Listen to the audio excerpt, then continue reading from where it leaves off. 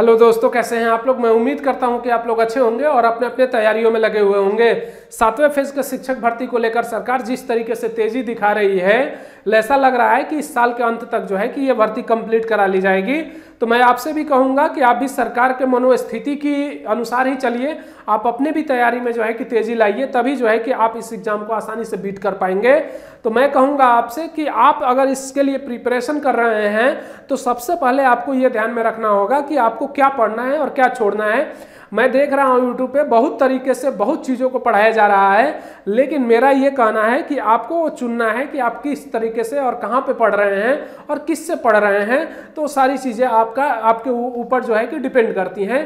तो मैं आपसे कहूँगा कि आप अगर हमारे चैनल पर नए हैं तो सबसे पहले हमारे चैनल को सब्सक्राइब कर लीजिए और बेल बटन को भी प्रेस कर लीजिए, जिससे मैं कोई भी वीडियो डालूँ वो आप तक पहुँच सके आसानी से और आप उसको देखकर लाभान्वित हो सकें। ठीक है, तो मैं कहूंगा कि आपको वही चीज़ें पढ़नी चाहिए जो कि आपके एग्जाम के पॉइंट ऑफ व्यू से, यानी कि एग्जाम ओरिएंटेड हो।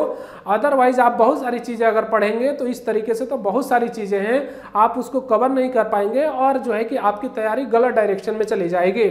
तो आपको गलत डायरेक्शन में ना जाकर जो है कि सही डायरेक्शन में जाना है। इसके लिए आपके पास एक ऑथेंटिक सिलेबस होनी चाहिए कि हमारे पास सिलेबस क्या है, कौन से सब्जेक्ट में क्या पढ़ना है, वो सारी चीज़ें आपके पास होनी चाहिए।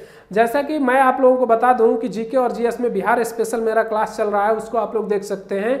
इसके अलावा सीडीपी की क्लास में हमने बता दिया है सिलेबस में क्या क्या कवर करेंगे, उसकी भी क्लास आपको रेगुलर मिल रही है। आज हम लोग बात करने वाले हैं इसके अंतर्गत ईवीएस यानी पर्यावरण, और पर्यावरण के अंतर्गत हम लोग देखेंगे कि हमारा क्या क्या पढ़ना है और क्या क्या छोड़ना है।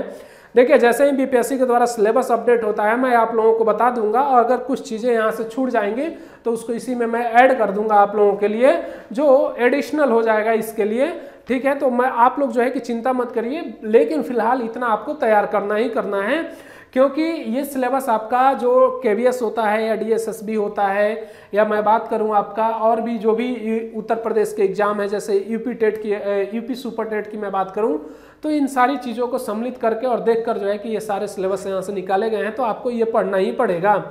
तो आइए हम लोग समझने का प्रयास करते हैं कि जो पर्यावरण के अंतर्गत हमें क्या पढ़ना है और क्या छोड़ना है, उस पर हम लोग एक बार चर्चा कर लेते हैं। तो देखिए मेरे प्यारे दोस्तों, आप लोगों का जो पहला सेक्शन इसमें हम लोगों को पढ़ना होता है वो पढ़ना होता है शेल्टर्स, और शेल्टर का मतलब होता है घर या आवास। तो देखिए इसमें कई तरीके के शेल्टर्स आपको देखने को मिलेंगे। जैसे अगर मैं बात करूं प्लेन एरिया में, जैसे हम लोग रह रहे हैं, उत्तर प्रदेश हो गया, बिहार हो गया, मध्य प्रदेश हो गया, ये जो शेल्टर इलाके हैं, जो प्लेन एरिया हैं, इसमें आपके पक्के मकान के घर मिलेंगे आपको देखने को। लेकिन अगर आप जो है कि बर्फीली इलाके या पहाड़ी इलाके में जाते हैं तो वहाँ पे टेंट के भी आपको घर देखने को मिलते हैं। कई जगह तो लकड़ी के घर आपको देखने को मिलेंगे, कई जगह तो आपको बांस के भी, जो बम्बू होता है उसके जो है कि घर बनाए जाते हैं।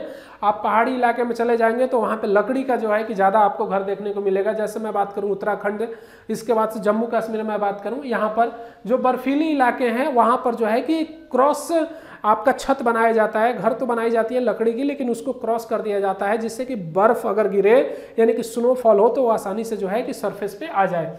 ठीक है, तो ये सारे जो है कि शेल्टर्स हम लोग यहाँ पर देखने का प्रयास करेंगे। दूसरा पॉइंट है आपका फूड, और फूड की अगर मैं बात करूँ तो इसमें हम लोग दो फूड देखने का प्रयास करेंगे। एक तो आपका लोकल फूड है, जिसमें अगर मैं बात करूं बिहार का जो है कि सबसे फेमस लोकल फूड क्या है, लिट्टी चोखा, आप लोग जानते हैं। इसी तरीके से अन्य स्टेटों में देखेंगे हम लोग कि लोकल फूड्स क्या क्या हैं। न्यूट्रिशन और न्यूट्रिएंट्स की यहाँ पर हम लोग बात करेंगे कि न्यूट्रिशन हमें क्या क्या है और न्यूट्रिएंट्स क्या लेना चाहिए, वो सारी चीज़ों को हम लोग बात करेंगे। तीसरा पॉइंट है फैमिली और फ्रेंड्स, परिवार और मित्र के बारे में हम लोग यहाँ पर जिक्र करेंगे और उसको देखेंगे। अब चौथा पॉइंट में इकोलॉजी की अगर मैं बात करूं कि, और इकोसिस्टम का, परितंत्र की अगर मैं बात करूं और परितंत्र जाल की अगर मैं बात करूं, तो यहाँ पर हम लोग पूरी तरीके से इसको देखने का प्रयास करेंगे। इसका जो है कि जो भी हमारे जो है कि इकोलॉजिस्ट है उन्होंने क्या किया, जैसे एजी टांसले की मैं बात करूं तो इन सारे चीज़ों के बारे में हम लोग बात करेंगे। बायोडाइवर्सिटी को यहाँ पर हम लोग देखेंगे, जैव विविधता के जो केंद्र हैं प्रमुख उसको देखेंगे। जैसे अगर मैं बात करूँ आपके नेशनल पार्क्स हो गए, उसके बाद से वाइल्ड लाइफ सेंचुरी हो गई, ठीक है, उसके बाद से बायोस्फीयर रिजर्व हो गए, तो ये सारे चीज़ें यहाँ पर देखने का प्रयास करेंगे। उसके बाद से हम लोग जो देखेंगे यहाँ पर मेरे प्यारे दोस्तों, वो देखेंगे ट्रेवल्स एंड ट्रेवलर्स, यात्रा एवं यात्री की अगर मैं बात करूँ तो ये भी देखेंगे हम लोग। 5 ईयर प्लान जो आते हैं विशेष करके इन्वायरमेंट के रिस्पेक्ट में हम लोग इसको देखेंगे। इसके बाद से पॉलिटिकल स्ट्रक्चर इसका क्या क्या है, इसके लिए क्या क्या प्रावधानें हैं, उस पे जैसे अगर मैं बात करूं कि आपका DPSP के बारे में हम लोग देखेंगे कि पर्यावरण को संरक्षित करने के लिए आर्टिकल दिया गया है। आप लोग जानते हैं 48 आपको याद होना चाहिए, जो पर्यावरण को संरक्षण करने की बात करता है, उस पे देखेंगे। उसके बाद से जो हमारे प्राइम मिनिस्टर हैं उनके अधिकारों को देखेंगे हम लोग, जो हमारे पर्यावरण से संबंधित है। नेशनल मूवमेंट्स की अगर मैं बात करूं तो पर्यावरण को बचाने के लिए जैसे चिपको आंदोलन की मैं बात करूं, इस पे हम लोग चर्चा करेंगे। इसके अलावा आप लोग जानते हैं कि नर्मदा नदी बचाओ की बात करेंगे, तो यहीं पे हम लोग देखेंगे सारे चीजें यहाँ पर, ठीक है। इसके अलावा ये water resource and water pollution को हम लोग यहाँ पर देखेंगे कि जो हमारा वाटर रिसोर्स है, स्रोत है वाटर का, वो क्या क्या है, आखिर वाटर की उत्पत्ति कैसे हुई है, उसके बाद से उसके पॉल्यूशन के कारण क्या क्या हैं, जिसमें हम लोग विशेष करके BOD COD देखेंगे, बायोलॉजिकल ऑक्सीजन डिमांड और केमिकल ऑक्सीजन डिमांड, ठीक है। जब बायोलॉजिकल की अगर मैं बात करूं, आप लोग जानते ही हैं कि इसका मतलब क्या होता है, और ऑक्सीजन डिमांड का मतलब होता है कि जहां पर ऑक्सीजन की आवश्यकता हो उसके लिए जो है कि हम लोग देखेंगे।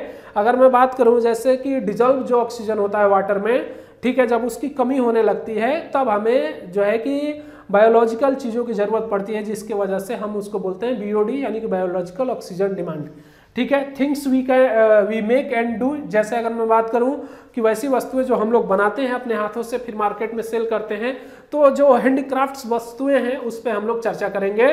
तो ये हमारा जो है कि सिनेरियो है EVS का। तो हम लोग जो है कि इस सारी चीज़ों को जो है कि समझने का प्रयास करेंगे एक एक करके। अगर कोई चीज़ छूट जाएगी तो मैं आपको इसमें कवर एडिशनल जोड़ के आपको कवर करा दूंगा। तो मैं उम्मीद करता हूं, देखिए अब इसकी PDF भी आप लोगों को मिलना चालू होगी, तो आप लोग हमारे टेलीग्राम से जुड़ जाइए, जिससे आपको फायदा हो सके, आप जो है कि उसको आसानी से पढ़ सकें। उसके बाद से हम लोग मैराथन क्लास लेंगे और मैराथन क्लास में सारी चीज़ें कवर करेंगे। तो आज के लिए इतना ही, मिलते हैं अगले वीडियो में, तब तक के लिए जय हिंद।